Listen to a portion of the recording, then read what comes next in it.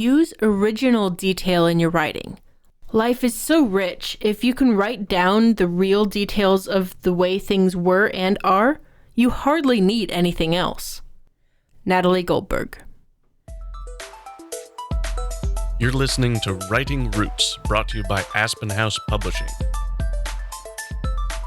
Welcome to Writing Roots. I'm Lee Hull. And I'm Lee Esses.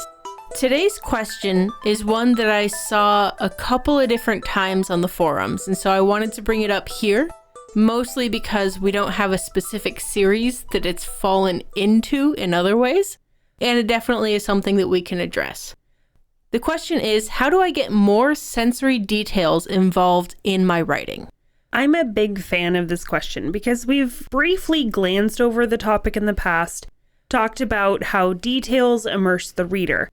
Without those sensory details, the sights, the smells, the tastes, the feel, then the reader feels disconnected from the book and from the story.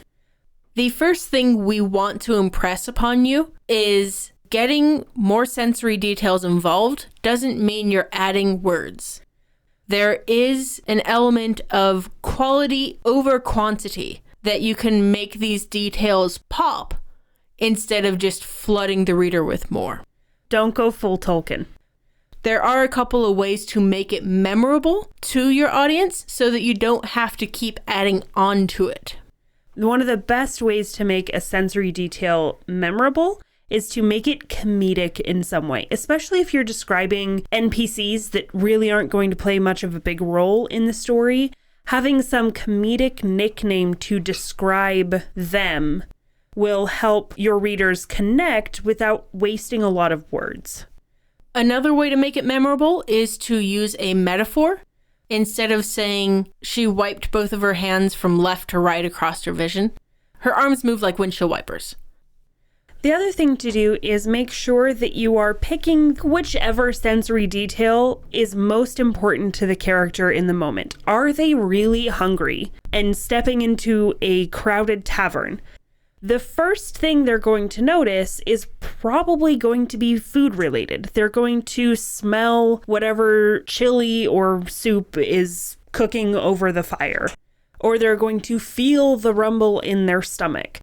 And I'm just going to point out real quick, all three of these, making it comedic, using a metaphor, and making a single poignant detail, are great opportunities to flesh out your point of view character's voice. So once you decide the types of things, the quality over the quantity, you need to figure out what your audience will automatically imagine about a place or a thing. So it's a lot less interesting as a reader to go, the place smelled like coffee. I could hear coffee grinding. There were short tables with teens wrapped around them. These are all things that automatically come to mind for your reader when you say coffee shop. Therefore, focus on the unique things in the coffee shop that the reader wouldn't automatically have come to their imagination.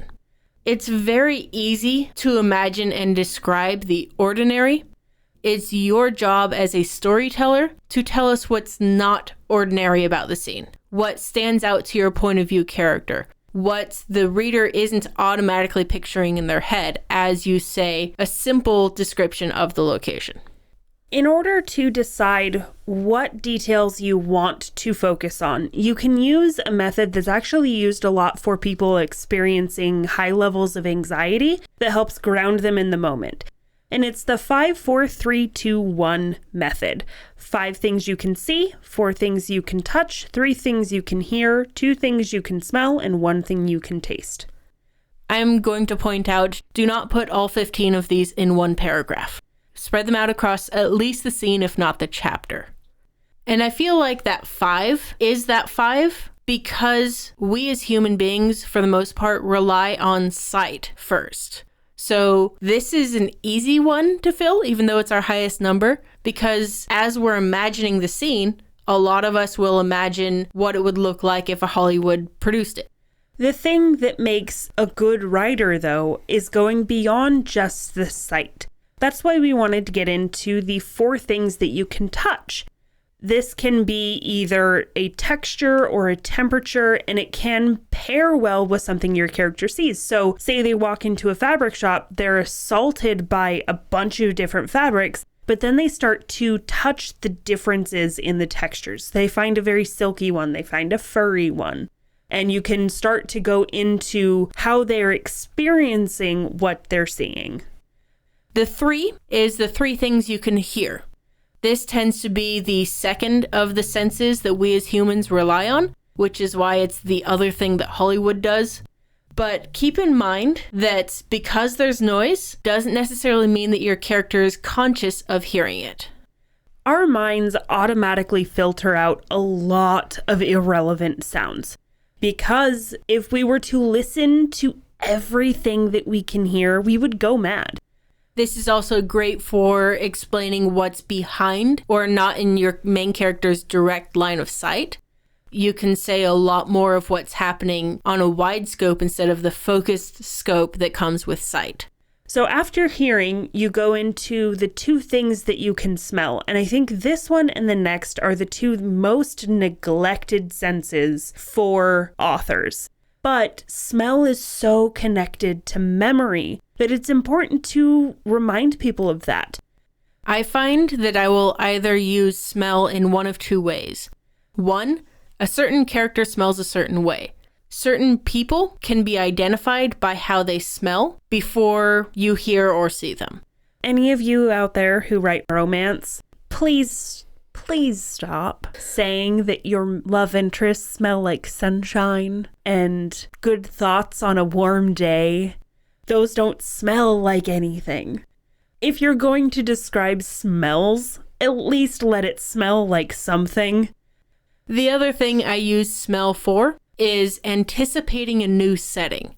If my character is traveling from the meadows to the forest or getting closer to the coast, the air smells different before we get to the new setting. This is a great way to show movement with your character in a way that you might not have anticipated initially.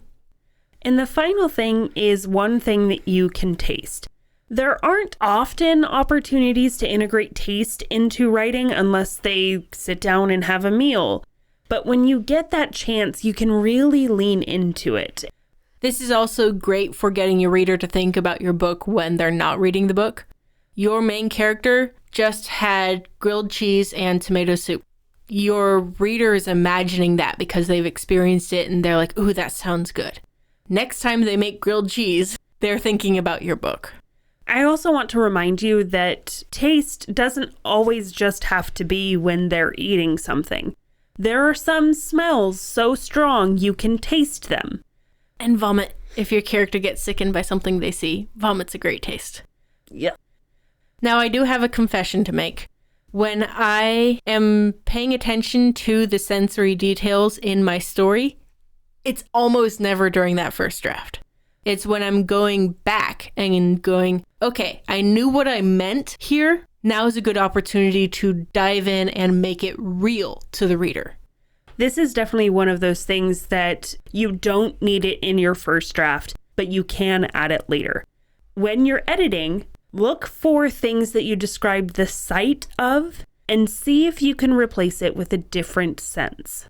So your character wakes up and they see the treetops above them. Okay, sight, cool, we can kind of get that. Before they're even able to open their eyes, they're hearing critters on the ground. They're smelling the pine around them. They're feeling the texture of the dirt and the bark and the pine needles that they're laying in. And then they open their eyes and see the treetops, and your reader is 1,000% more invested in whatever's happening in that exact moment.